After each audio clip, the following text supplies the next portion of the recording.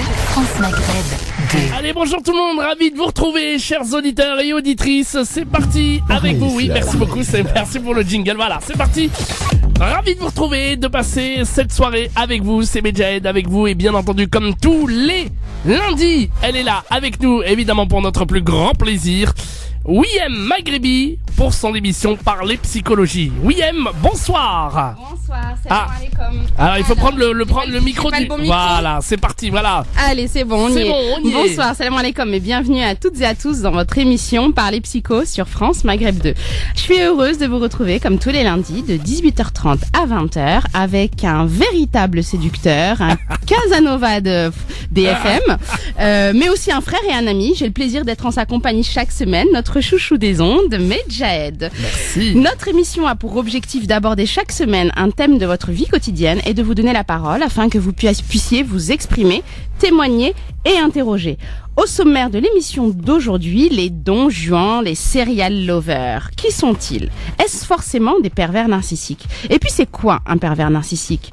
Ce terme si à la mode est si fréquemment employé dans des situations de couple difficiles. Et puis finalement, si c'était autre chose, mais quoi alors? Un borderline? Pire, un psychopathe?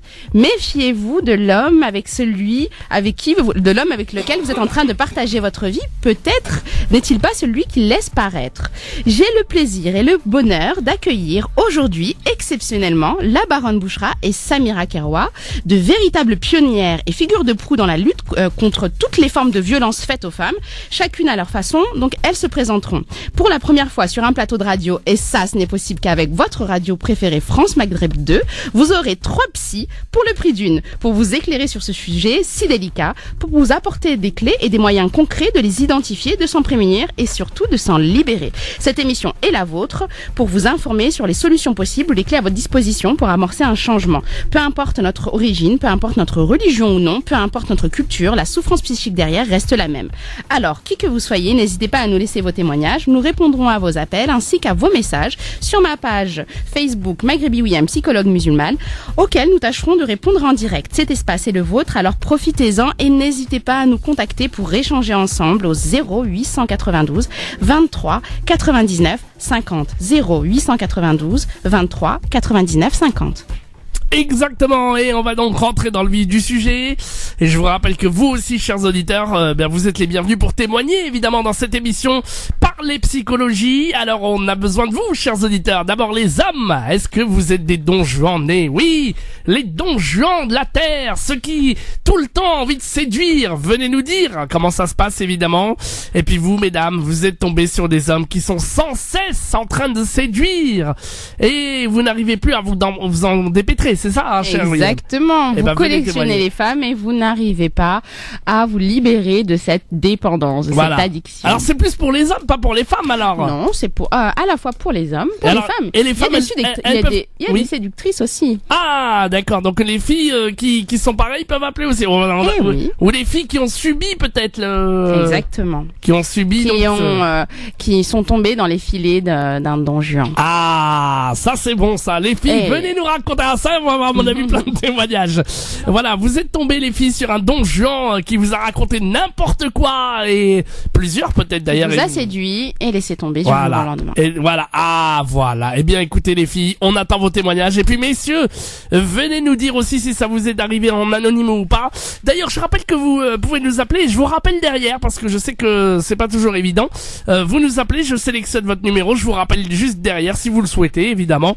0892 23 99 50. Commencez déjà à appeler, je vous intercepte au standard et puis je prendrai vos numéros, évidemment, promis, pour vous rappeler. N'hésitez pas, quelle que soit votre demande, en anonyme ou non. D'ailleurs, les hommes, vous êtes des séducteurs nés, vous êtes maladifs de ça, ou mesdames, vous êtes tombés sur un homme qui à chaque fois vous a promis des choses, il vous a séduit et le lendemain, paf, il vous a mis à la porte. Venez nous raconter aussi. Allez, 0892 23 99 50. Venez vous déchaîner. venez dans cet espace qui est le vôtre. 0892, oui. Vous déchaînez et dénoncez aussi. Et attention, ça va faire mal ce soir les amis. Ça va faire mal. 0892 23 99 50, que vous soyez à Paris ou en région parisienne, mais aussi tous nos auditeurs de province, Clermont, Dijon, Reims, Amiens, Le Havre, Orléans, Metz et Marseille. Bien, oui, mais bien écoutez, qu'est-ce qu'on fait? On va rentrer dans le vif du sujet. Allez. Ou on envoie une musique? Allez, on va juste faire une petite intro. Allez, pour c'est parti. donner un peu d'appétit à nos auditeurs. Alors, en termes de séduction, donc comme je l'ai dit, la référence absolue, ça reste Don Juan. Alors, est-ce que tu sais qui est Don Juan? Don Juan, c'est de Molière. Exactement, oui. de Molière, le personnage mythique pour qui l'amour est éphémère. C'est-à-dire que pour lui, si j'aime, ça va pas être pendant très très très longtemps. Ça va être le temps de la conquête. Pour lui, c'est pas l'amour, ça ne veut pas dire rester sous la coupe ou sous la domination d'une seule femme, ou même d'une seule femme à vita aeternam. Hein. Pour lui, et d'ailleurs c'est ses paroles, mon cœur est à toutes les belles et c'est à elles de le prendre tour à tour et à le garder tant qu'elles le pourront. Très joli quand même. Donc Don Juan, tels sont ses mots. Il veut charmer, il veut être charmé. Alors même si effectivement on est au 21e siècle, le mythe de Don Juan, concrètement, réellement, il est devenu vraiment quelque chose de courant, de typique. Bon nombre d'hommes, mais aussi de femmes, c'est vrai, mais bon nombre d'hommes prônent la liberté affective et aussi la liberté sexuelle. Et ça, c'est pas propre uniquement aux personnes qui n'ont pas de qui n'ont pas de religion, on va dire. On retrouve ça également chez les hommes de notre communauté. Donc on les appelle également les serial lovers. Donc c'est le terme qu'on va employer aujourd'hui. Eh oui. Les serial lovers. C'est des beaux gosses, ils sont toujours très bien habillés, ils ont un super sourire ultra white, bien rasé, ou au contraire une belle barbe bien longue, bien parfumée. Ils ont un discours qui est juste irréprochable. Ils ont une attitude parfaite. C'est des prédateurs. Ce sont des prédateurs qui sont comment dire, qui se cachent, qui se dissimulent, et un peu comme un lion qui va attaquer sa proie. Dès qu'il en repère une, il lui saute dessus et il ne la lâche que lorsqu'il a obtenu ce qu'il désire. Une fois que le contact est établi, une fois qu'il a eu ce qu'il voulait, il va trouver la première excuse, le premier prétexte, pour s'enfuir et abandonner sa proie de façon lâche. Alors, c'est également ce qu'on retrouve, petite parenthèse, ce qu'on retrouve très souvent chez les marieurs compulsifs. Alors, les marieurs compulsifs, c'est comme ça que moi je les appelle, c'est des hommes qui se marient avec religieusement, on va dire, sur le plan religieux, qui se marient qui vont de femme en femme et qui les abandonnent dès que l'acte est consommé. Ah oui, carrément. Eh oui. Qui font la fête, et hop, terminé quoi. Ouais, exactement. Ah ouais. On a notre première invitée qui est arrivée. Est-ce que on l'annonce ou on laisse la pub? Voilà, super. On va passer ça, elle a le temps de s'installer. Comme ça, vous avez le temps de vous installer. Et puis ici, il y a déjà des premiers témoignages de demoiselles qui sont tombées sous le joug, voilà. Elles sont tombées sous le joug d'un serial lover, les amis, qui sont tombés dans le piège.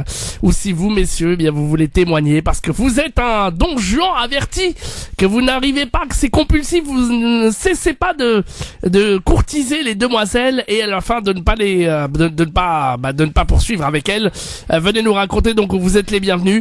0892 23 99 50 étoile et le choix numéro 1. Vous nous appelez et je vous rappelle derrière, c'est promis, donc n'hésitez pas aussi à témoigner en direct à la radio et on prendra vos coordonnées pour vous rappeler, c'est promis. 0892 23 99 50 étoile et le choix numéro 1 ou le 01 40 33 90 00. On va revenir très vite sur France Maghreb 2 avec vos appels. 0892 23 99 50. Maghreb 2, France Maghreb 2. Allez, nous sommes de retour sur France Maghreb 2 pour l'émission Parler Psychologie avec William Maghrebi, évidemment psychologue musulmane qui est là et qui répond à toutes qui répond à toutes vos attentes. Et William Maghrebi est joignable aussi à son cabinet si vous souhaitez la joindre pour des rendez-vous, évidemment à son cabinet. Elle reçoit les enfants, les couples et puis les femmes surtout. Et vous pouvez la joindre au 06 25 17 65 36. 06, je répète 06 25 17 65 36 pour la rencontrer et pour des rendez-vous évidemment en lien avec la psychologie et une excellente psychologue à votre disposition pour vous mesdames ou pour vous les enfants ou pour les couples ou pour toute autre médiation ou en tout cas pour rencontrer nos chers auditeurs. 06 25 17 65 36. Alors, on est de retour. Avant de rentrer dans le vif du sujet oui. et donc de demander à nos invités qui sont là, je suis très contente de se présenter. Oui. Je dois dire que Samira Keroua et Bouchra, la baronne Bouchra, c'est deux personnes pour lesquelles j'ai énormément d'affection. Je les ai connues par le biais du Grand Forum et de Christophe Frotte, que je salue d'ailleurs chaleureusement. Christophe Frotte, pas Frotte. Pardon. Pourquoi vous lui dites Frotte, le pauvre? Moi je l'appelle Frotte alors. Christophe, tout simplement. Voilà, Christophe. Ouais. Donc pour moi c'est deux femmes vraiment au grand cœur, à la poigne, vraiment à la main de fer dans un gant de velours. Ce sont des femmes qui luttent chacune à leur manière pour faire avancer la cause des femmes. J'ai énormément d'admiration pour elles et donc je suis vraiment très très très contente qu'elles soient présentes aujourd'hui pour nous éclairer chacune à leur façon au sujet de ces fameux Don Juan et ces serial lovers. Alors, j'aimerais bien que chacune se présente. Oui, alors, avant tout, j'aimerais quand même dire qu'il y a des courageux qui vont déjà témoigner. Attention. Mais bravo. Ah oui. Donc voilà, allez. Alors on y va pour la présentation. Alors Samira. Bonsoir. Alors est-ce qu'on m'entend bien? Oui, très bien. Oui. Alors bonsoir à tous et à toutes et à tous. Salam alaikum. Très heureuse d'être ici parmi vous. Merci William de ton invitation à participer à cette belle émission et merci pour tous tes éloges. Je sais pas, on est un peu gênés là. Je regarde Bouchra, je crois qu'elle a le même sentiment que moi, mais merci et j'ai tout autant de belles choses à dire à ton propos, que ce soit en termes de compétences, de cœur et d'intelligence. Tu es vraiment une femme formidable. Alors voilà, je pense que me concernant brièvement, parce que comme ça en fait on débute l'émission et puis après si les auditeurs ou auditrices veulent plus de détails, on détaillera. J'ai une formation en fait médicale et une formation, donc j'ai fait un double cursus en fait en médecine et en psychologie clinique avec l'interculturalité à Paris 13. Donc William, je crois que ça te dit quelque chose. Ta dernière année, elle l'a passée avec mes enseignants et donc voilà. L'idée aujourd'hui, c'est d'aborder le thème en fait des borderline, des psychopathes, des serial lovers et en faire la différence avec les pervers narcissiques de plus en plus connus du public. Exactement. Ne te décompose pas, Medjahed. Alors justement, l'intérêt, c'est de... qu'il c'était un serial lover. Exactement. L'intérêt aujourd'hui, c'est de dire que tout le monde n'est pas forcément un pervers narcissique. Il y a d'autres troubles, il y a d'autres choses. Il n'y a pas que le pervers narcissique. Il faut arrêter de toujours utiliser le même terme. D'accord, très bien. Très bien, les mecs, je vous dis, on va en prendre plein de... Voilà. N'importe quoi. Il y a des femmes. Il y a également des femmes, exactement. Mais c'est vrai que du côté de l'homme, l'homme étant sorti des cavernes, il a gardé sa spécificité de chasseur. Et quand il chasse, il fait mal. Exactement. Oh là là. Ok, très bien pour Samira, elle en Bouchra alors.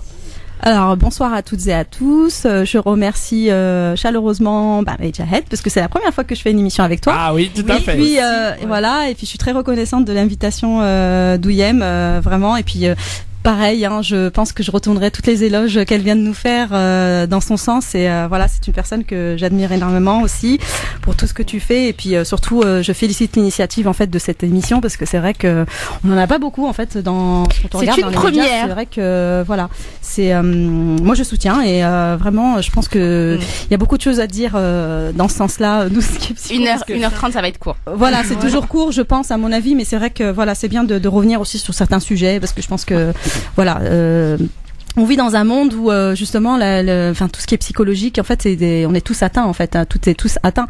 Et malheureusement, on est tous névrosés. Oui, mais c'est vrai. Là, ils sont même dans la psychose.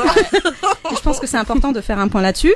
Donc moi, je suis une militante féministe humaniste. Je me décris un petit peu comme ça. Je collabore en fait et coordonne dans l'une des plus grosses associations de France qui fait partie de la Fédération nationale Solidarité Femmes, qui lutte contre les violences faites aux femmes et le droit des femmes et aussi la protection des enfants.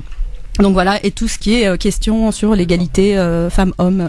Voilà, donc et puis bon, je fais d'autres choses dans le milieu artistique et autres, mais ça, l'éthique en fait reste toujours la même. Et voilà, tous les comportements, je bannis tous les comportements sexistes, misogynes. Et tu oublies de citer une grande de tes compétences, qui est que tu es aussi community manager, si je dis pas de bêtises. Je suis community manager, je suis aussi attachée de presse, voilà, manager elle est modeste et présidente aussi de ma propre association.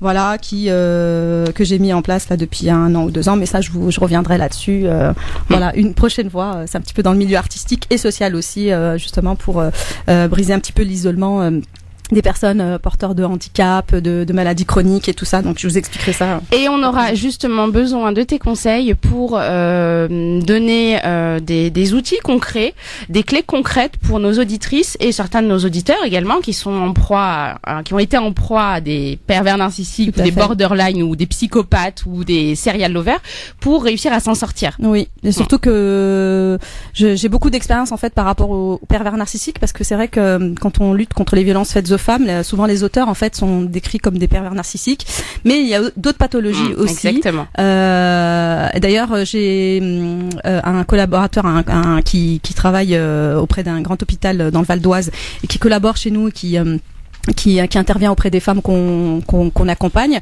qui est psychologue et psychiatre en même temps, et donc j'ai eu un échange par rapport à l'avis tranché qu'on a fait, un double avis tranché qu'on a fait avec Samira justement concernant les serial lovers et les psychopathes sociopathes. Et en fait, il m'a également aussi confirmé qu'il y avait le pervers en fait sexuel aussi, exactement, donc qui rentre aussi dans le.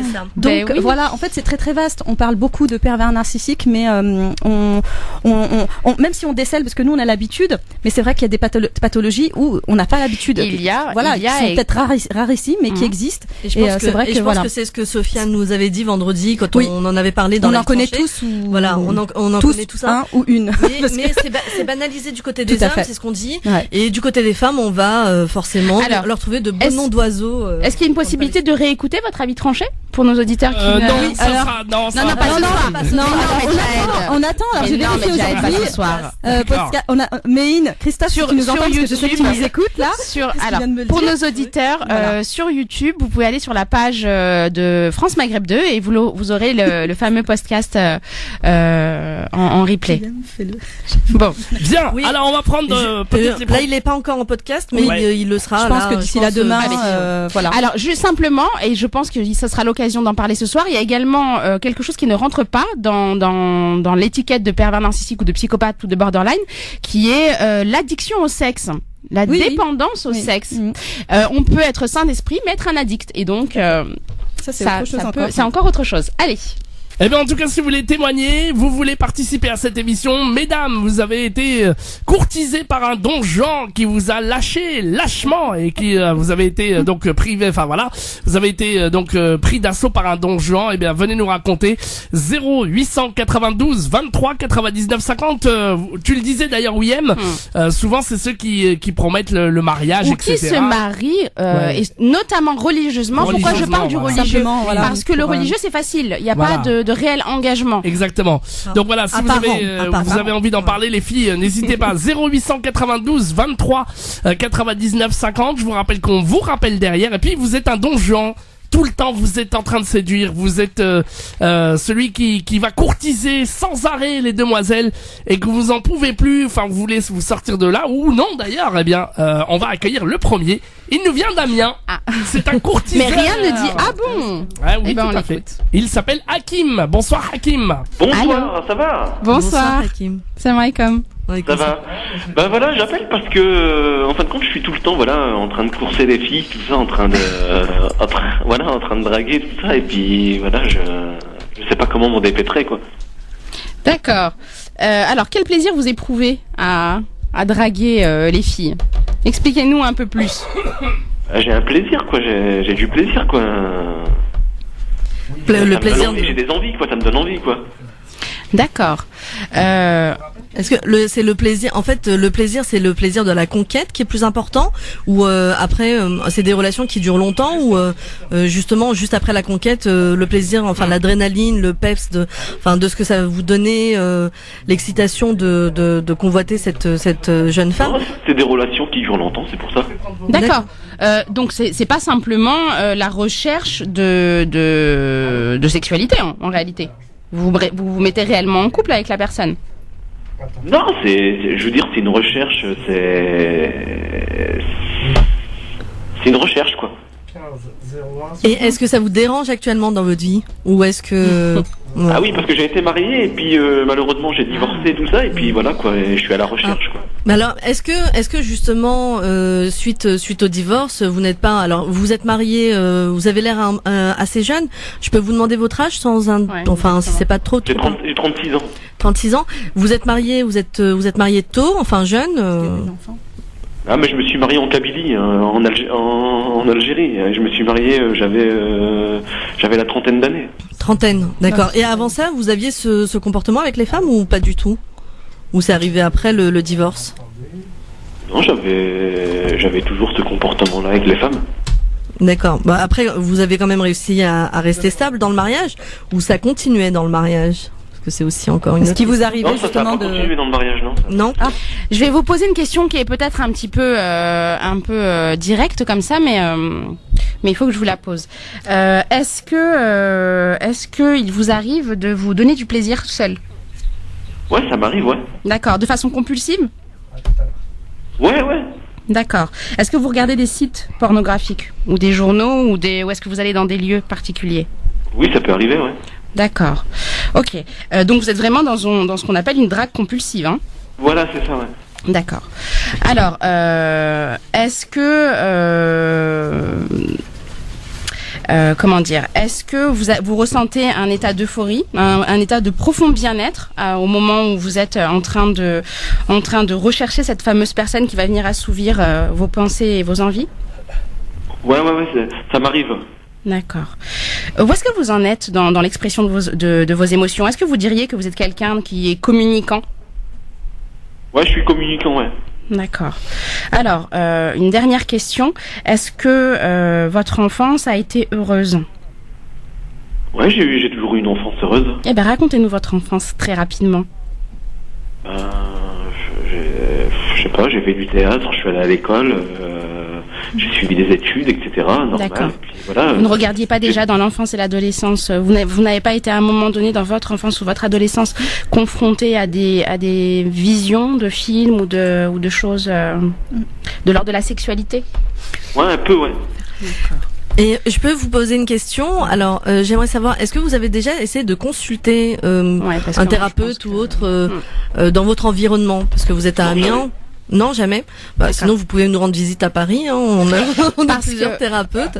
Parce que là, au vu de ce que vous êtes en train de nous dire, vous rentrez dans justement ce qu'on appelle l'addiction au sexe.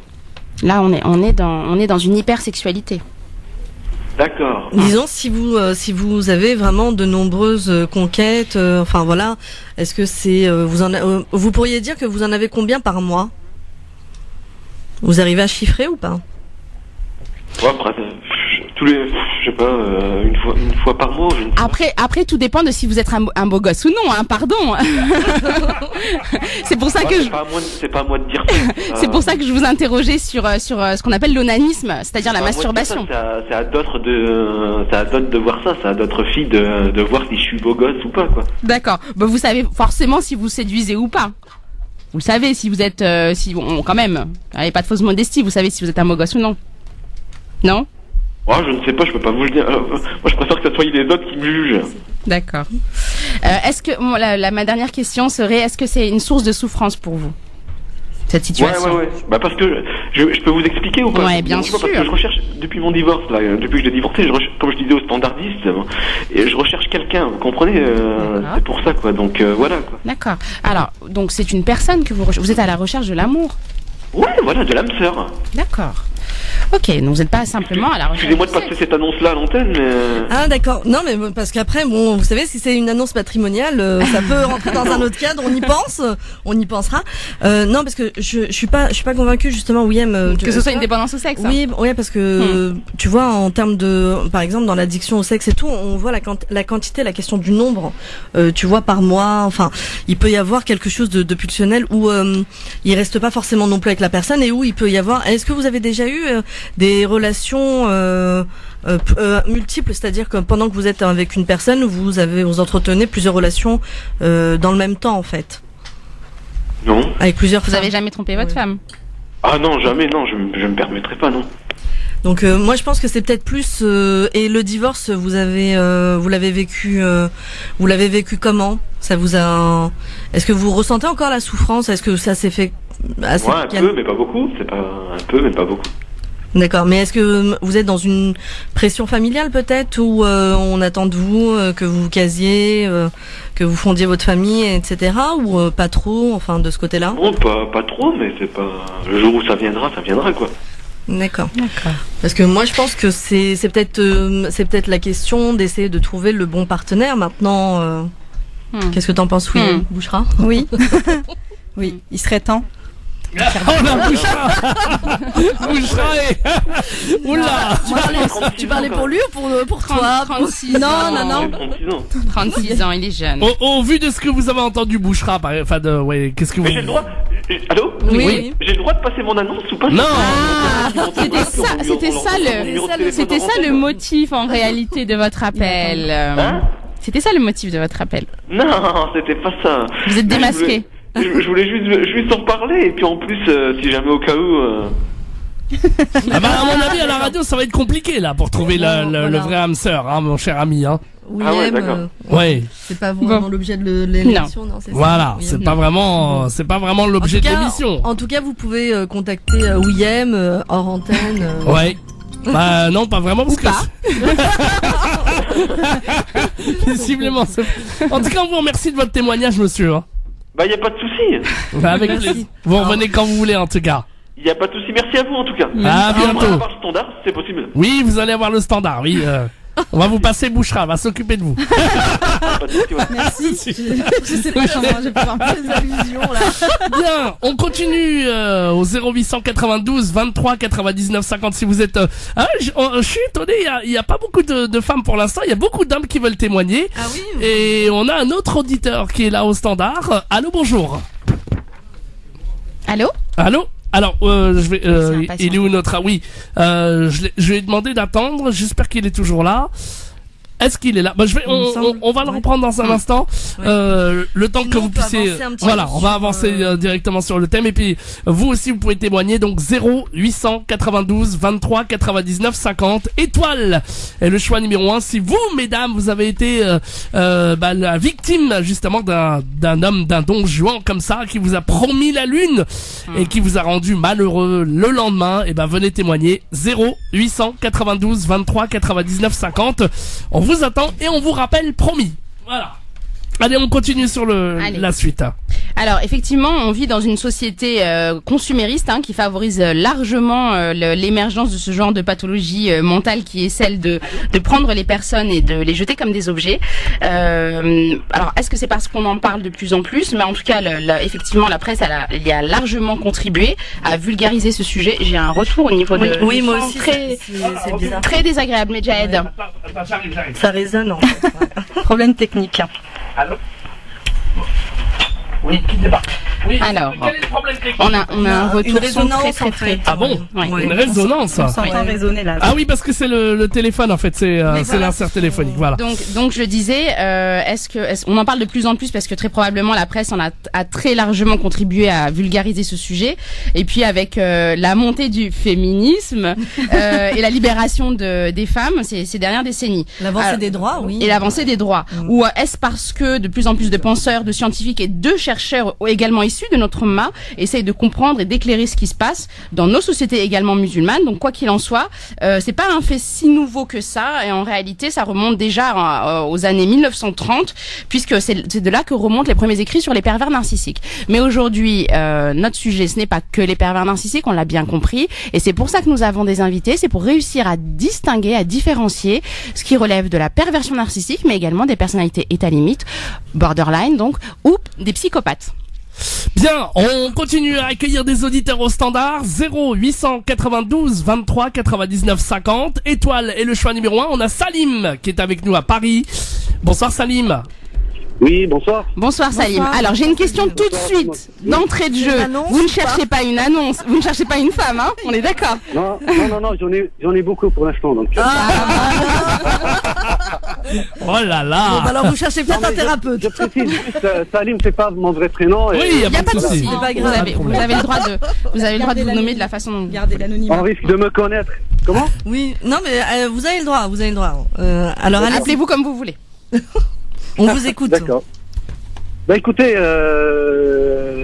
moi j'ai 38 ans.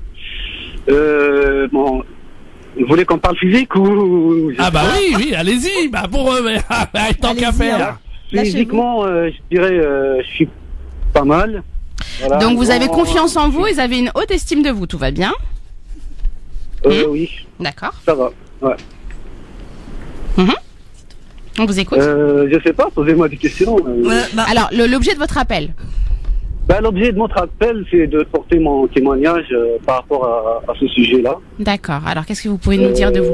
En quoi vous rentrez dans moi, ça? Moi, j'arrive pas à être fidèle. D'accord. Je vois beaucoup de femmes. Je suis très... oui, je suis l'envers, quoi. Vous voyez ce que je veux dire? Un lover. Vous reconnaissez dans le, enfin, déjà on n'a pas donné toutes les, on n'a pas encore donné toutes les caractéristiques du serial lover, mais en quoi vous pensez Bah écoutez, j'adore charmer, j'adore plaire, je suis sur pas mal de sites de rencontres.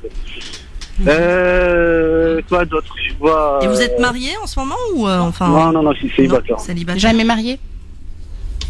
Non. D'accord. Pas d'enfant? J'espère. Non. Quoi? Vous espérez quoi? En fait, j'espère sortir de cette situation-là où je suis constamment dans la drague, dans la tchatch, dans le. En fait, je fais genre que je drague pas. Je fais genre, à la personne qui est en face de moi, je fais genre que je m'intéresse pas trop à elle. Vous voyez ce que je veux dire? Mais au fond de moi, Ça, c'est une technique de drague, de faire c'est celui qui n'est pas réellement intéressé. Voilà. Et quoi d'autre? Et j'arrive pas à me contenter d'un. Professionnellement, vous en êtes où? Bah, je suis bien. Je travaille. Vous avez un bon emploi? Depuis 10 ans. Comment? Vous avez un bon emploi? Il vous satisfait votre emploi? Je suis une propriétaire. Comment? Votre emploi vous satisfait? Oui. D'accord. Ça va. Ok. C'est un poste à responsabilité? Assez, ouais. D'accord. On va dire, je suis pas un directeur ou DG ou voilà, mais. D'accord. Est-ce que vous êtes amené à justement avoir des personnes sous vos ordres? Bah oui. D'accord. Donc vous n'êtes pas marié, vous n'avez pas d'enfant, vous avez un bon poste. Est-ce que vous avez fait des études? Pas obligatoirement.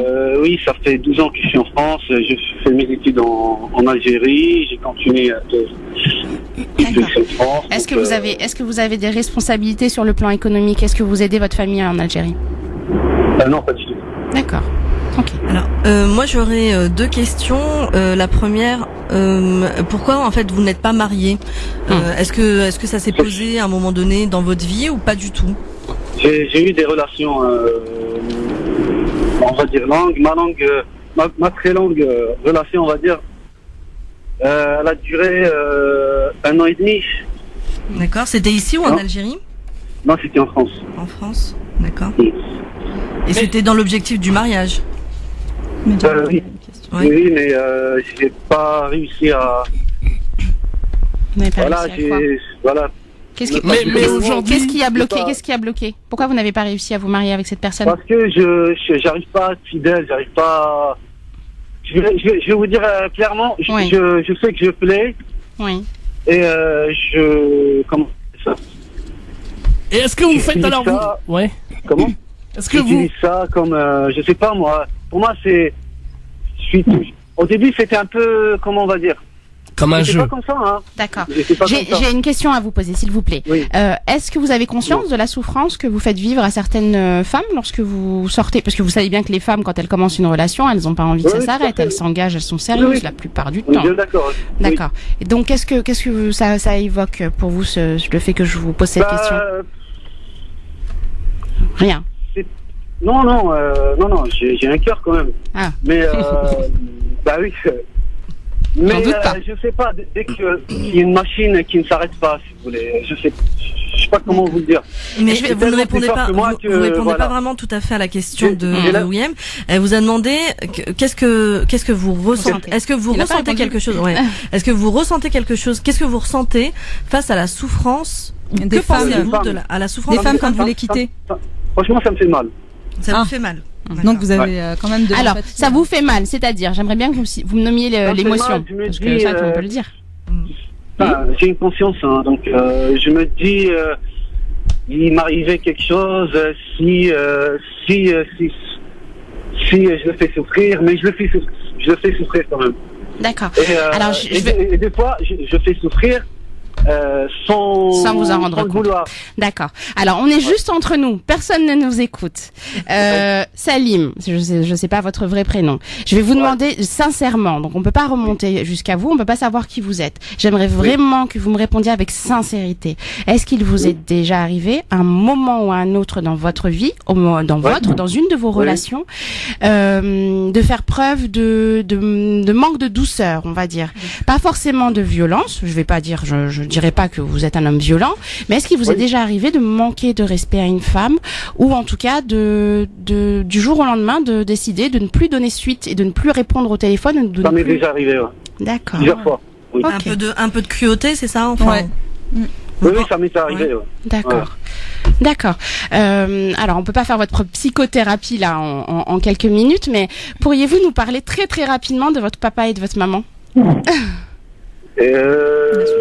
Enfin, mes parents, ils sont en Algérie, donc on est une famille modeste, ils sont bien ensemble.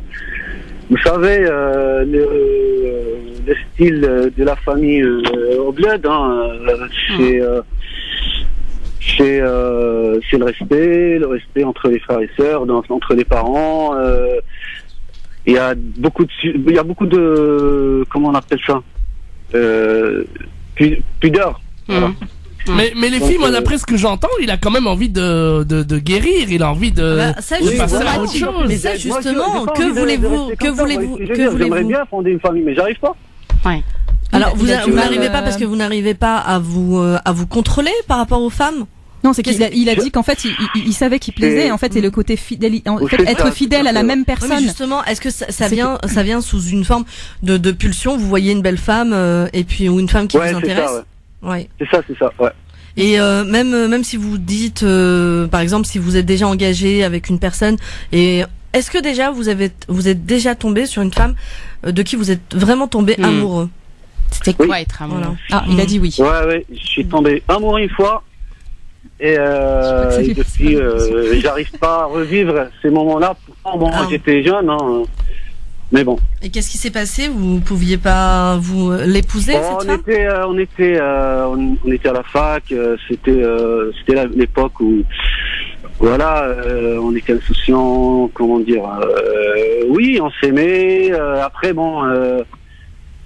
Le destin a fait que cette personne. Est-ce que vous n'étiez pas suffisamment assez bien pour elle? Vous n'aviez pas l'argent, vous n'aviez pas la situation? Justement, sa famille, je ne dis pas qu'ils l'ont forcé, mais ils ont mis la pression. Parce que sa mère, elle savait que j'étais avec elle, donc ils lui ont proposé pas mal de personnes. Ah oui, donc ça doit être, ça doit être sacrément. Elle était trop belle. Hein. Ça, au niveau de l'estime de soi, oui, ça doit être sacrément difficile d'être confronté à cette configuration-là où tout le monde, à part vous, quoi. Ses parents ont présenté plusieurs personnes, mais à ses yeux, voilà. Mais à leurs yeux, vous n'étiez pas assez bien. J'étais pas bien financièrement, j'étais étudiant, quoi. Ouais. Et voilà, moi, en fait, j'ai une autre question, en fait, qui peut clarifier un peu de votre situation actuelle. Est-ce que ce que vous vivez actuellement, vous le voyez un peu comme une sorte de vengeance sur la vie parce que vous n'avez pas eu la femme que vous aimiez, ou est-ce que vous êtes dans une recherche de ce sentiment très fort que vous avez vécu avec elle, ou peut-être les deux? Je ne pense pas que c'est une vengeance. Non. Mais je pense que vous mon êtes problème fermé. actuellement, je vais vous dire, c'est quoi? C'est que je kiffe les belles femmes. Je kiffe les femmes classes, apprêtées, bon. Après, vous pourrez pas toutes les avoir, vous savez ça. Mais vous savez que vous pourrez pas toutes les avoir. Vous le savez, non? Vous savez que vous ne pourrez pas toutes les avoir. Non. Si j'avais à choisir, écoutez, le harem, le harem de Salim. Je prendrais tout le monde. Oui, on a bien compris. Ah oui, mais après faut assumer, hein. Non, mais la polygamie, c'est littéralement. Alors, non, mais avant de passer à la pub, c'est un peu lui. Je pense que Moi, je suis dans la recherche de cet amour. Ouais. D'accord. Je crois effectivement qu'il serait bien, et puis vous ferez ce que vous voulez de nos conseils, mais je crois quand même qu'il serait bien que vous puissiez consulter. Simplement pour au moins dépasser cette faille narcissique que vous avez eue à ce moment-là, parce que vous avez été atteint dans votre estime de vous. Si on ne vous a pas choisi parce que financièrement vous n'étiez pas à la hauteur, que parce que socialement vous ne correspondiez pas aux exigences de ses parents, vous n'avez pas été rejeté pour une véritable raison, vous avez été rejeté pour une raison qui est un petit peu extérieure et superficielle. Donc ça, c'est extrêmement blessant. En tout cas, ça atteint notre narcissisme et notre estime de soi. Donc moi, le conseil que je pourrais vous donner, c'est peut-être effectivement démarrer une psychothérapie qui ne durera pas forcément longtemps, mais juste pour que vous puissiez vous décharger et vous vider de tout ce que vous avez sur le cœur. Parce que toutes les belles femmes vers lesquelles vous allez, et que je suis sûre ne sont pas aussi belles que la première que vous avez aimée, elles n'ont pas à payer symboliquement pour cette première femme. Tout à fait. Et surtout, je pense que voilà, avec ce que William a dit, donc elle a insisté sur la question de la thérapie. Je pense que c'est très important pour pouvoir se réparer ses blessures, et aussi pour éviter justement de faire ce que vous faites, c'est-à-dire de reproduire le rejet. Parce qu'à chaque fois que vous êtes avec une femme, vous savez que vous allez la quitter, et du coup vous reproduisez la scène à chaque fois du rejet que vous avez. Vous savez ce que vous êtes en train de décrire, c'est clairement typique des personnes qui présentent une addiction. Quand j'ai une addiction, il y a deux choses qui se présentent dans le tableau clinique d'une personne addicte. C'est quelqu'un qui ressent un vide chronique à l'intérieur d'elle-même. Au niveau de sa sphère intérieure, il y a un vide. Il y a rien qui vient combler ce vide à l'intérieur de soi. Et donc on va aller de façon compulsive vers quelque chose que notre esprit a identifié comme pouvant symboliquement remplir ce vide. Ces femmes-là, en fait, je sais pas qu'est-ce que vous appelez l'addiction. C'est la dépendance. L'addiction, c'est la dépendance. Oui, c'est comme le fait de vouloir tout le temps boire. Moi, j'adore, je sais pas, moi, je suis avec elle, on est resté tranquillos, elle est bien habillée, machin, rien de la regarder et la voir m'admirer, quoi. Vous voyez ce que je veux dire? Et il y a une belle femme qui passe à côté de vous, vous la regardez? Et une belle femme qui passe à côté de vous, vous la regardez? Ouais, alors oui, je la dévore. Ah, vous la dévorez. Ah, oui. Alors, le terme, il est fort quand même, hein. Ah bah oui, mais il dit les choses. Non, Salim, sérieusement, s'il vous plaît. Oui. Pour moi, vous présentez un vide à l'intérieur de vous qu'il faut absolument combler. Il faut faire un travail sur vous-même. Au-delà de tout ça, quand on présente une dépendance, alors peut-être que vous n'êtes pas un véritable addict au sens propre du terme, mais en tout cas, quand on a du mal comme ça à résister à ces pulsions, c'est que au niveau de nos émotions, on a du mal à gérer nos émotions. Donc vraiment, moi, je vous conseille d'être vu par un psychologue ou un psychothérapeute pour apprendre aussi à gérer vos pulsions. C'est important, hein. L'intolérance à la frustration, c'est une grande difficulté. Et moi, j'aimerais avoir quand même le sentiment de Bouchra, là. Qu'est-ce que vous en pensez, Bouchra, lors de tout ça, en 30 secondes? Je suis d'accord, je suis pas psy, hein, mais c'est vrai que par rapport à l'expérience que j'ai, c'est vrai que le fait c'est ce que je disais, le fait de pouvoir à chaque fois de ressasser en fait de cette forme de vengeance, en fait, de ressasser à chaque fois le même. Non, c'est pas une vengeance. Hein. Non, mais quand je vous dis vengeance, on parle d'inconscient, hein. On est sur, sans que vous le on est sachiez, sur de l'inconscient. sans que vous le sachiez, en fait, c'est que vous reproduisez en fait à chaque fois, en fait cette souffrance, en fait que cette frustration que Salim a, en fait, il l'a fait revivre. Il a fait revivre, et cette souffrance, en fait, vous la renvoyez vers enfin, on va pas dire ça vos victimes, mais elles sont un petit peu victimes, hein, ces femmes. Ces femmes, vous en fait, savez, madame, oui. Moi, juste un petit bémol. Moi, j'ai jamais dit depuis mon ancienne relation, que je vous ai parlé, j'ai jamais dit à une femme que je t'aime. Oui, que vous l'aimez. Parce que, Mais oui, parce que vous avez eu une seule personne que vous avez aimée. Enfin, vous avez déjà été amoureux. C'est pas ça. En fait, je dis que je m'intéresse. Mais grave. Alors, vous croyez que c'est moins grave si vous ne dites pas à une femme, Salim, sérieusement, vous pensez que c'est moins grave si vous ne dites pas à une femme que vous l'aimez, mais une femme à partir du moment, à partir du moment où vous lui accordez du temps, où vous lui donnez de votre présence, surtout si vous êtes un beau gosse, à partir du moment où vous lui accordez du temps, que vous lui faites un cadeau, que vous faites des gestes affectueux, que vous l'embrassez, pour elle, c'est des signes d'amour. Il n'y a pas besoin de dire je t'aime. Vous pouvez avoir une communication non verbale qui laisse montrer que vous appréciez la personne. Même si vous ne le dites pas, votre gestuelle, elle vous trahit. Donc c'est pas parce que vous ne lui dites pas que vous l'aimez que c'est moins grave que si vous lui disiez. Surtout, je pense que c'est une question aussi. Je dis que c'est moi. Rapidement, on a vraiment la pub. Juste, voilà. En tout cas, juste un dernier point. Au moins, vous ne mentez pas.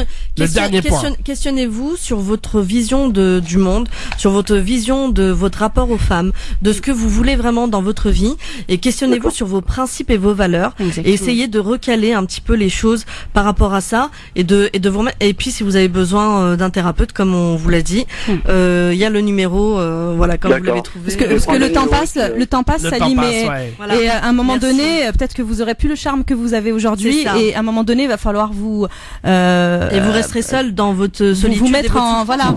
Mais surtout, c'est tout ce que je souhaite, madame. C'est tout ce que je. C'est bien déjà si vous avez pris conscience de. Alors, comme on dit. Salim le donjon. Je vous me donnerai des numéros en antenne. Non, je rigole.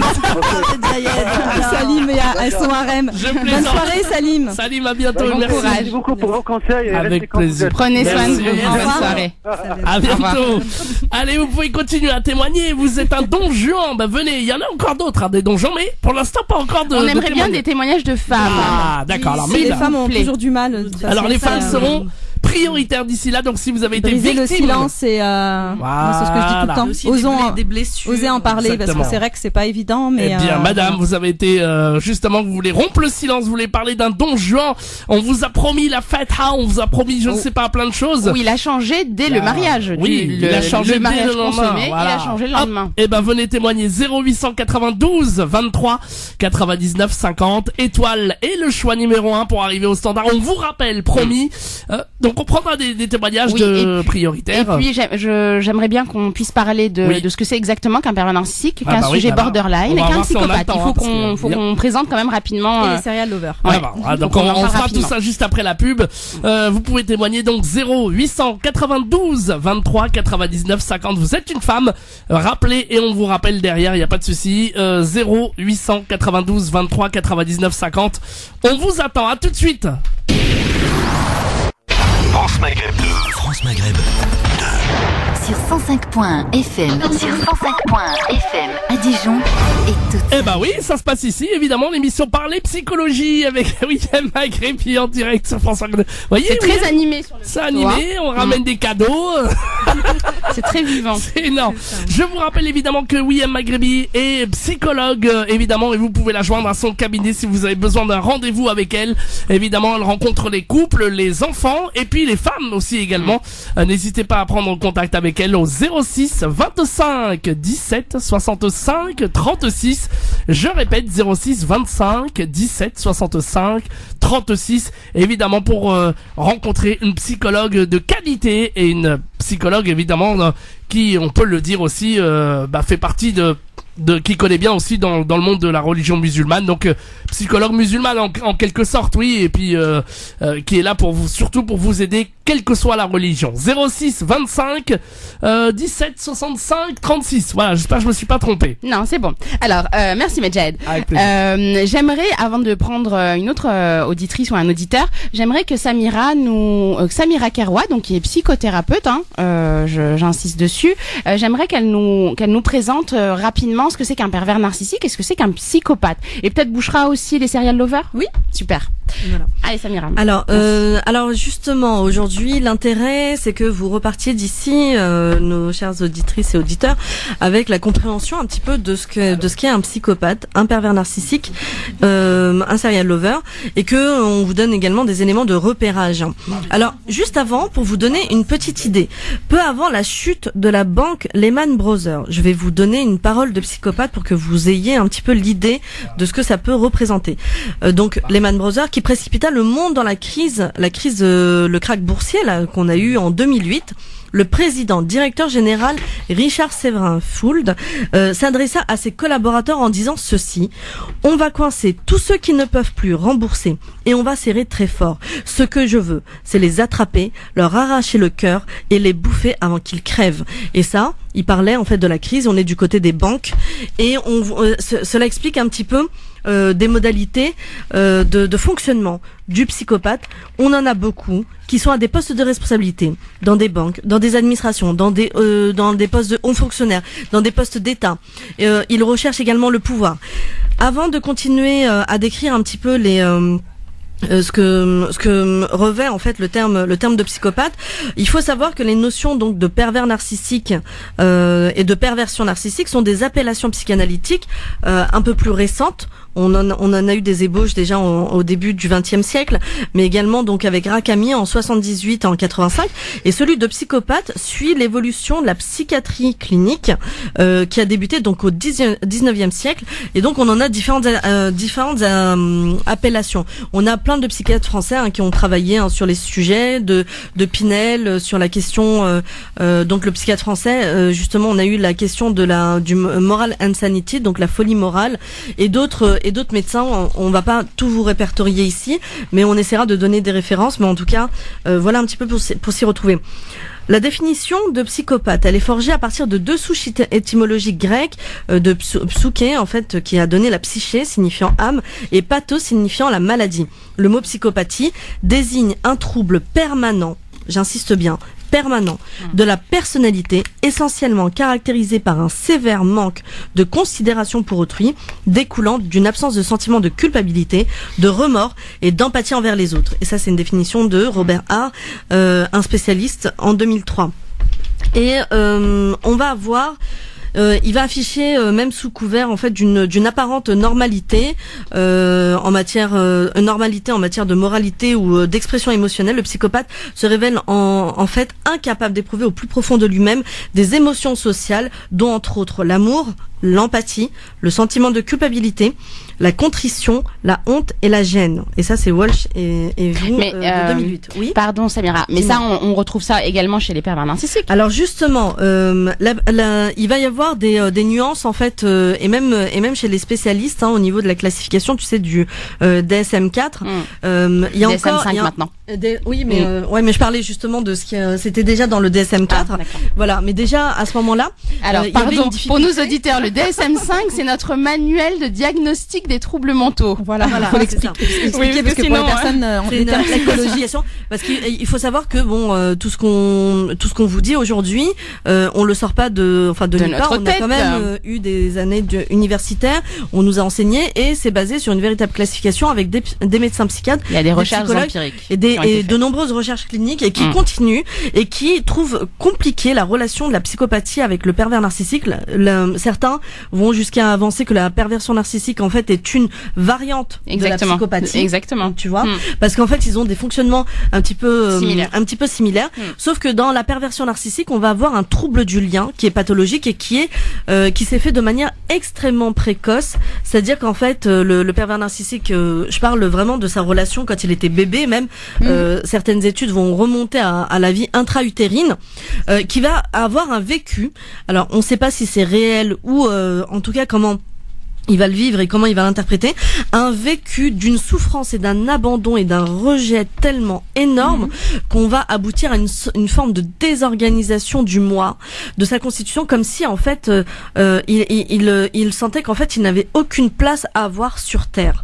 Et ça se fait à un moment tellement précoce dans le développement qu'il n'a aucune arme pour faire face à cela. Et comme il n'a pas d'arme, à un moment donné soit quand on est dans cette situation, on meurt parce que c'est vraiment la mort psychique, la mort psychologique. Donc et ça peut se suivre de la mort physique. C'est ce qu'on appelait l'hospitalisme. Voilà. Certains enfants qui arrêtent de grandir et de se développer, même qui meurent. Parce qu'ils ne sont pas, Bobby aussi, aimés. C'est ça.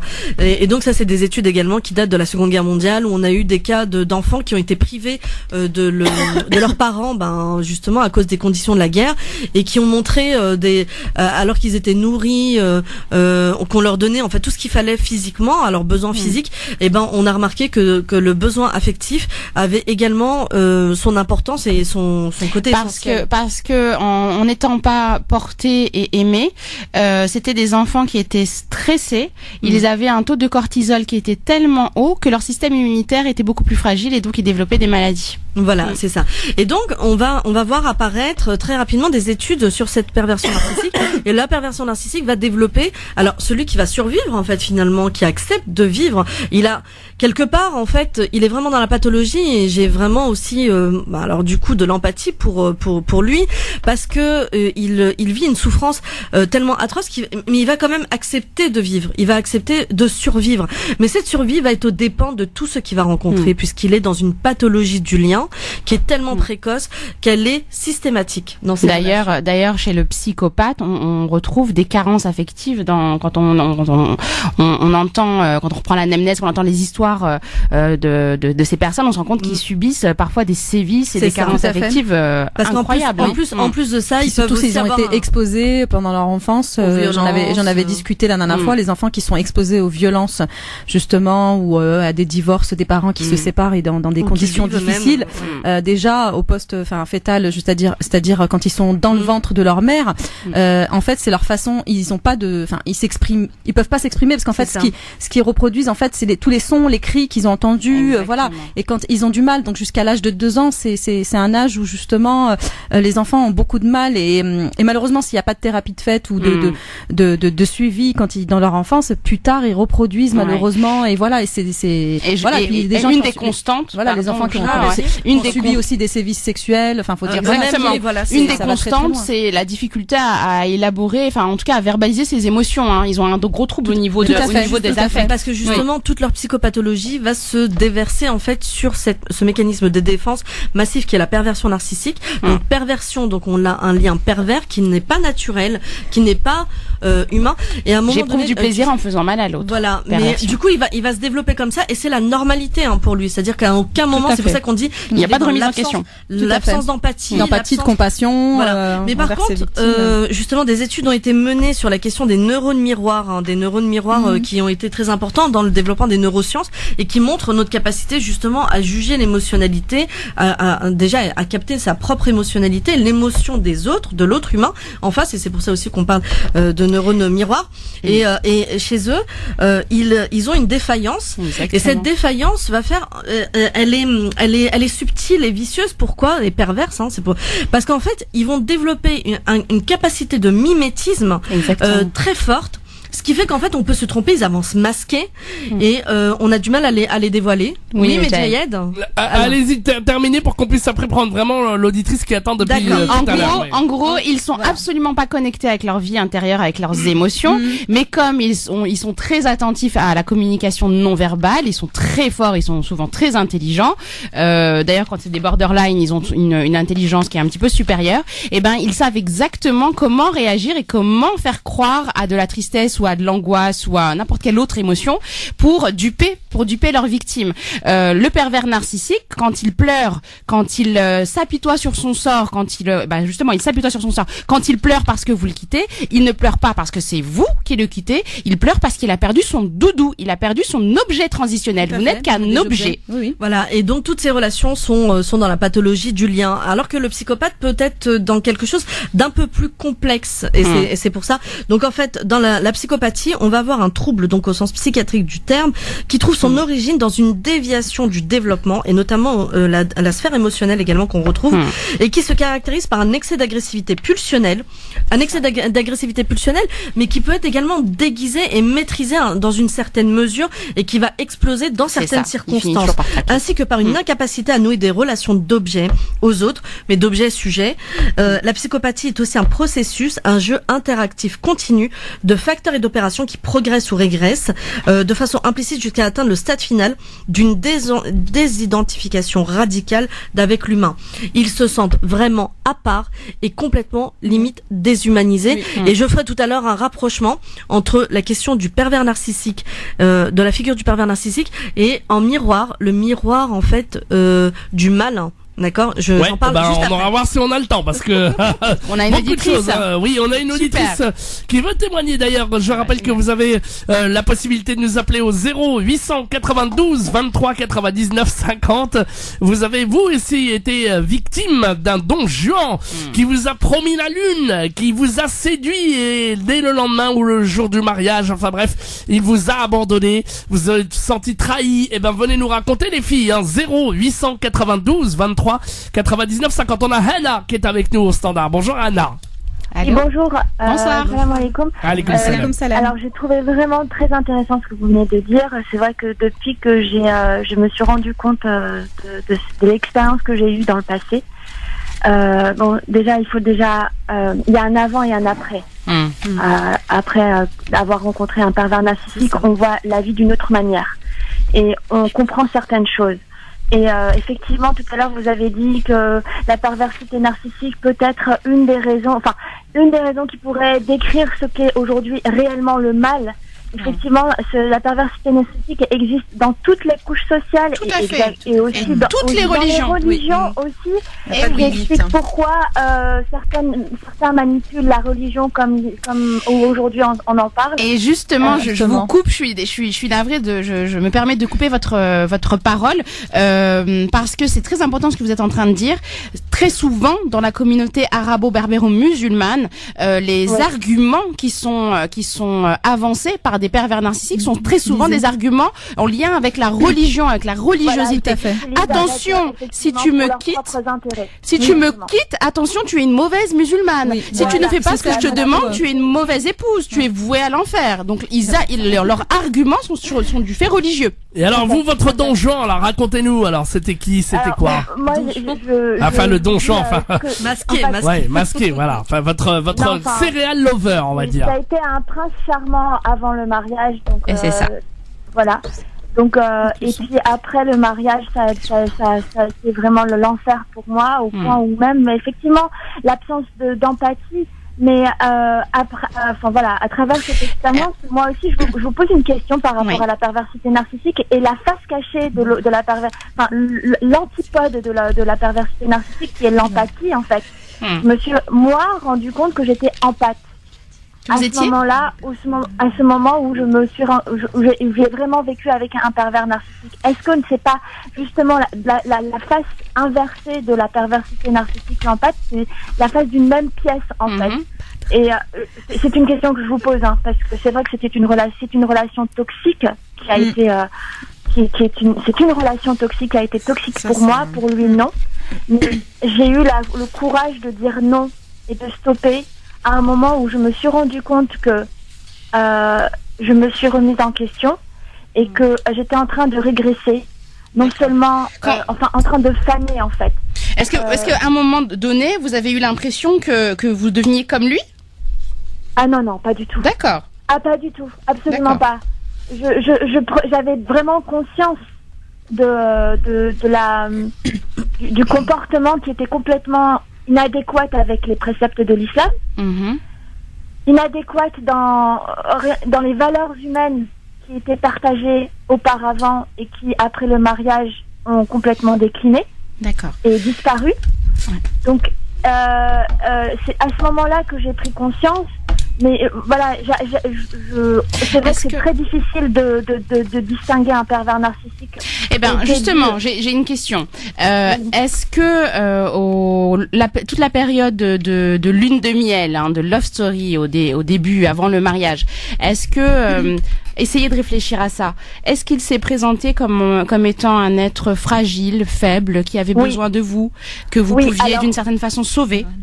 Oui, alors effectivement, sauf que je ne définirais pas ça comme période de lune de miel, puisque moi je me suis mariée dans les règles de l'islam. Donc il était hors de question d'avoir une relation hors mariage. Donc les relations, c'est ça qui est le plus dangereux pour les femmes qui veulent faire leur mariage dans les règles de l'islam. Elles font 2 moukabala et elles se marient. Pardon? Elles font 2 moukabala et je suis gentille et elles se marient. Parce que des fois il y en a qu'une. Moi ça s'est pas passé comme ça parce que heureusement j'ai quand même eu l'occasion de discuter avec lui dehors en fait en posant pas mal de questions sur 8 mois. Ah oui. 8 mois. Donc il vous a forcément renvoyé des signaux à un moment ou à un autre. Oui, tout à fait. Tout à fait. Et justement, pour parler de cela, j'ai effectivement signalé d'arrêter complètement le mariage 1 semaine avant que ses parents viennent demander la main. Et c'est toujours comme ça. Et à ce moment-là, parce que je ne pouvais plus supporter, il était parti à Dubaï pendant 4 mois pour un stage, et il est revenu, donc on s'est pas vu pendant 4 mois en fait. Donc, on va dire sur 8 mois de relation avant le mariage, de discussion, on va dire, et d'apprentissage de l'autre. Il n'y avait que 4 mois où on s'est réellement vu en fait, où on a discuté. Ouais, sur 8 mois, mais pour les autres 4 mois. Sur les 4 mois où il était en stage, il était donc en stage à Dubaï et il est revenu et je me suis rendu compte qu'il y avait quelque chose qui n'était pas normal, son impatience. Et pourquoi à ce moment-là vous ne vous êtes pas fait confiance? Est-ce qu'à un moment donné vous vous êtes dit que peut-être avec la force de votre amour, avec votre bienveillance, avec votre confiance en Allah subhanahu wa ta'ala, avec votre patience, vous alliez le changer? Vous alliez arranger les choses en tout cas? Il m'a promis mondes et merveilles. Il m'a promis qu'il allait changer. Il m'a promis qu'il allait sous emprise, quoi. Donc, à un moment donné, effectivement, quand on a ça et que derrière, on a aussi des hadiths, parce que ce sont souvent ces hadiths-là qui sont souvent exposés par les personnes qui veulent utiliser la religion. Elle est instrumentalisée. Si tu rencontres une personne qui est bien, normalement, visuellement, et que tu refuses de te marier, c'est qu'il va y avoir de la fitna derrière. Voilà. Oui, mais ils utilisent. Ils utilisent tous les mots. Exactement. Alors là, par contre, je voudrais vraiment faire passer un message très important à nos auditrices, aux femmes qui nous écoutent. Ça plaira pas à certains hommes, mais je m'en fiche. À certaines de nos auditrices qui sont croyantes, qui sont pratiquantes et qui sont sous emprise d'un pervers narcissique. Alors, je m'adresse à ces femmes-là en particulier. S'il vous plaît, ce n'est pas pour rien qu'on a le droit de faire le khula. Le khula, c'est quand la femme, elle demande elle-même le divorce. Ce n'est pas pour rien qu'Allah subhanahu wa ta'ala l'a permis. À partir du moment où Allah a rendu licite ça, je vois pas pourquoi on devrait s'en priver. C'est une femme qui a été voir notre prophète alayhi salam pour demander le divorce de son mari, qui était un compagnon, qui était un homme pieux, qui était un homme dans les adorations, qui n'avait rien à se reprocher, mais elle est partie demander conseil à notre prophète alayhi salam parce que elle n'était pas simplement amoureuse de lui. Elle ne l'aimait tout simplement pas. Vous voyez la raison, c'est juste qu'elle ne l'aimait pas. Et pourquoi elle a demandé... Ça, par contre, c'est la khoula. Exactement. Moi, j'ai demandé le divorce dans les règles de l'islam. Mais non, un pervers narcissique ne va jamais vous accorder le divorce, il va vous laisser en suspens. Et ça, Dieu aussi en a parlé. Du moment que vous n'êtes pas libre, du moment que vous restez sous son emprise, il s'en fiche, vous restez comme ça 20 ans. Moi, j'ai des témoignages de femmes. Il a facilement, vous savez, c'est comme tout à l'heure vous avez dit, il a pris son doudou. C'est ça. Et on a retrouvé une autre. Mais c'est quoi un doudou? C'est quoi un doudou? Un doudou, c'est un objet que j'ai, et puis que quand je vais pas bien, je le prends, et puis quand j'en ai plus envie, je le jette, je le lave pas, j'en prends pas soin, j'en ai rien à faire, mais l'intérêt est là. C'est à ce moment-là que nous on se sent plus libérés parce que justement on a moins cette emprise de lui. il a trouvé quelqu'un d'autre, il a trouvé une autre proie. Une autre proie, oui. C'est une chance quand même. Malheureusement, oui. Ça, c'est pour ça qu'on les décrit comme des chasseurs et des prédateurs, parce qu'en fait, ils sont sans arrêt en train de rechercher une proie. Et effectivement, ils fonctionnent comme ça. Alors, le pervers narcissique va fonctionner avec quasiment une proie quasi exclusive, c'est-à-dire que tous ces liens, ces relations en général avec toutes les personnes dans son environnement familial ou au travail et autres, c'est sur la modalité de perversion narcissique, mais il va avoir une proie avec laquelle il va vraiment attraper, avec laquelle il va exercer la mettre sous emprise et faire toute sa perversion. Maintenant, l'idée, parce que je pense que c'est aussi l'intérêt de cette émission. 30 secondes s'il vous plaît avant la pub. Rapidement. D'accord, c'est de donner également, enfin on en parle juste après, de donner des moyens de déjà de s'en prémunir, de s'en prémunir, et surtout des moyens de démasquer et qui vont permettre de pas tomber dans le piège, parce que le problème, vous êtes tombé de les déceler en fait. Vous êtes tombé dans le piège, mais justement parce que dans le quotidien, moi ce que j'ai vécu, c'est que les choses ont vraiment en une semaine énormément changé. Par exemple, oui, ça va très vite. Le ménage, il fallait faire le ménage. Et il revenait 5 minutes après, il venait faire des critiques sur le ménage, par exemple. Il ne supportait pas qu'il y ait juste un petit grain de sable sur le sol. Ouais, fallait bien qu'il vous attaque sur quelque chose. Alors, et la justement, après on conclut s'il vous plaît, on a vraiment 20 secondes, allez-y. J'aimerais bien continuer à discuter avec vous une fois qu'on aura fini en ligne sur radio, parce que c'est très important, enfin. Avec plaisir, vous êtes la bienvenue. Juste pour dire, il y a une métaphore en fait que je donne un petit peu de la perversion narcissique. C'est assez violent, hein, mais c'est pour expliquer. Vous avez vu le mécanisme du virus du HIV, le sida. C'est un virus en fait. Souvent les gens ne meurent pas du sida, ils meurent de maladies, d'infections. D'infection par rapport au système immunitaire. Le pervers narcissique fonctionne exactement comme ce virus. Le virus va venir désactiver le système immunitaire. Le pervers narcissique va venir désactiver votre système immunitaire, émotionnel, etc. Et donc, mais dès le début, c'est ça. Voilà. Et la seule finalité d'un pervers narcissique, c'est que la personne se suicide ou qu'elle devienne folle. Merci en tout cas pour le témoignage, madame. Non, on a plus le temps. Je suis désolé. Merci beaucoup, Anna. On vous rappelle sur Facebook. Vous avez le numéro de William, il n'y a pas de souci, d'accord? Prenez soin de vous. À bientôt. On va revenir dans un instant pour la dernière partie de l'émission Parler Psycho. J'aimerais bien que Bouchra nous présente les serial lovers. À tout de suite sur France Maghreb 2. 25 17 65 36. Elle rencontre les enfants, les couples et également les personnes en tout cas qui ont besoin d'elle. Donc pour la psychologie, pour une vraie psychologue, pour vous 06 25 17 65 36. Et les pervers narcissiques qu'on invite à venir et nous sommes en compagnie ce soir de deux invités de marque. Donc on a Samira Keroua qui est psychothérapeute. Quel est votre numéro de téléphone, Samira? Ah oui, c'est le 07 81 81 75 98. 07 81 81 75 98. Et de la baronne Bouchra. Ah bah Bouchra. Bonsoir. Voilà. Très bien. Qu'on peut suivre sur sa page Facebook. Oui, la baronne Bouchra, qui milite très activement pour le droit des femmes. Voilà, la fédération FNSF, le 3919 également, qui est le numéro national pour les violences faites aux femmes. Et vous pouvez aller sur la page Facebook du côté des femmes, et donc vous verrez tout un panel, parce que c'est très très vaste. Oui, il y a plusieurs campagnes là. Voilà, en plus, actuellement, là j'ai vu dans le train. Donc voilà, 3919 là, vous pouvez pas le cybersexisme et autres. C'est pas moi qui réponds au téléphone, c'est un standard, faut le savoir. Voilà, mais vous pouvez quand même me contacter, par le biais de la fédération, me demander. Donc il y a pas de souci, ou me contacter tout simplement sur les réseaux sociaux. J'ai beaucoup de demandes. Voilà, mais bien. Pas de. Et il reste 3 minutes, s'il vous plaît, les filles. D'ailleurs, Bouchra, comment on fait pour reconnaître un serial lover concrètement et rapidement? Alors, rapidement. Alors, on met un peu la pression. oui, mais je suis obligée de un petit peu dénoncer donc un petit peu les facettes en fait des symptômes. Je vais essayer donc voilà, c'est souvent le beau garçon charmeur, porté sur les compliments, il a tout l'air de l'homme idéal, tout simplement.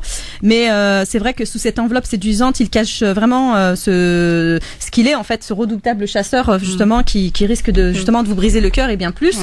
Donc il a plusieurs fers au feu, c'est-à-dire qu'il est extrêmement mignon, mais il paraît qu'apparemment vous n'êtes pas la seule demoiselle à qui il coule des œillades torrides. Et donc ce séducteur invétéré met ses pièges un petit peu de filles partout. Et pour certains, pour être certain d'en ramener une ou plusieurs dans son lit, malheureusement. Et à la fin, c'est tout ce qui, en fait, c'est tout ce qui, voilà, les séries. Et donc forcément, s'il y a plusieurs petites amies, ça veut dire qu'il y a aussi un peu de paranoïa. Il doit être dur à sa vie intime. On doit pas vraiment la connaître.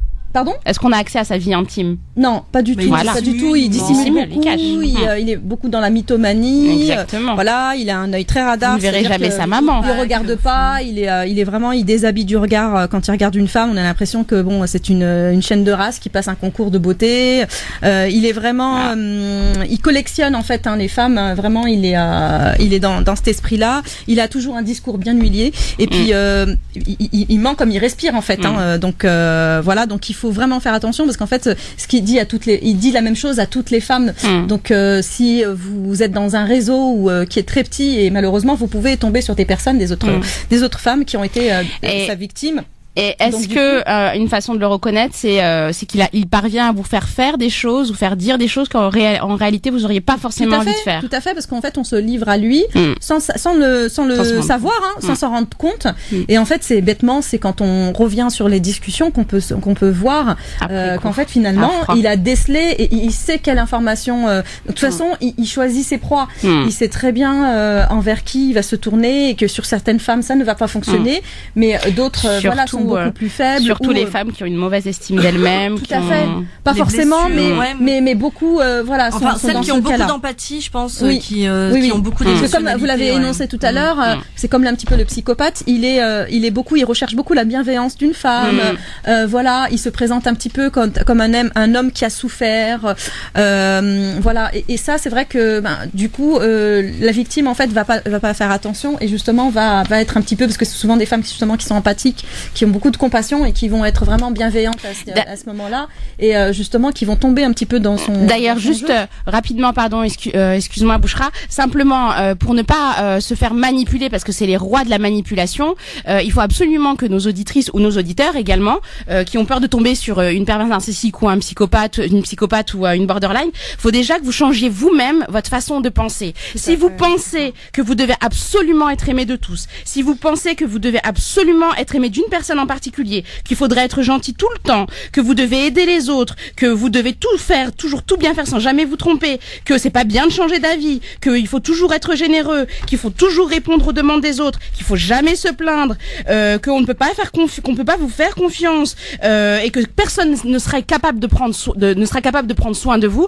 Attention, il y a un risque juste par ces pensées-là que vous puissiez être la proie d'un de ces hommes. Et puis l'idée, parce que je vois sur ton Facebook aussi, elle parle d'empathie, elle dit comment faire pour ne plus l'être. L'idée, c'est ne plus être empathique, c'est surtout de l'être avec les bonnes personnes et de réussir à faire de bons choix.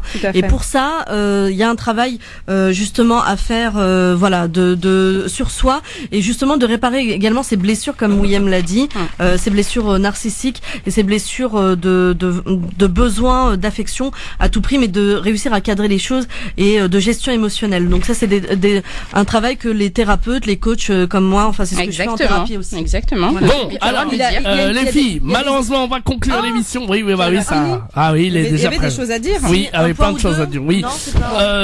Vraiment très rapidement. Moi, la seule chose que j'aimerais dire aux femmes et également aux hommes qui sont manipulés, c'est s'il vous plaît, faites-vous confiance. Si vous sentez que cette personne est toxique pour vous, faites-vous confiance. Cessez de culpabiliser parce que vous ressentez le besoin de quitter cette personne. Si vous avez ce besoin-là, ce besoin urgent de vous libérer de cette relation, ce n'est pas pour rien. Bien. Et puis juste une référence comme ça, vous allez sur internet si vous voulez regardez tout ce qui concerne l'assertivité. Et dans l'assertivité, voilà, c'est la manière de s'exprimer. Bouchra, un numéro de téléphone, un site rapidement. Alors briser le silence, c'est tout ce que je vais vous dire, et oser en parler à n'importe qui, aux associations justement qui existent. Et il y a un numéro qui est sorti l'année dernière suite à la campagne du cybersexisme qui touche un petit peu tout le monde, pas que les ados mais aussi les adultes, parce que maintenant avec les réseaux sociaux on est un petit peu et c'est ce qui fait que ils sont très actifs, ces serial lovers, psychopathes maintenant avec les réseaux sociaux, vous les retrouvez de partout, même sur les sites de rencontres, donc il faut faire très attention. Donc il y a un numéro où toutes les victimes de violences, quel que soit le préjudice, donc je rappelle ce numéro qui est le 08 victime qu'on appelle comme ça, qui est ouvert 7 jours sur 7 de 9h à 21h, qui est le 08 842 846 37. Donc je répète, le 08 842 846 46 37. Et donc c'est un numéro non surtaxé, et bien sûr je vous rappelle le fameux numéro 3919 qui est dédié aux femmes victimes de violences et aux témoins aussi. Donc si vous êtes même aussi témoin, vous pouvez appeler donc un numéro qui est ouvert de 8h à 22h du lundi au samedi, et donc le 3919 qui est un numéro national et qui est invisible sur les factures. Et toutes les informations sont disponibles sur la page Facebook de la Baronne Bouchra. Voilà. Merci Bouchra pour votre présence. Merci Samira Keroua, qu'on peut également retrouver sur sa page Facebook Samira Keroua, K-H-E-R-O-U-A.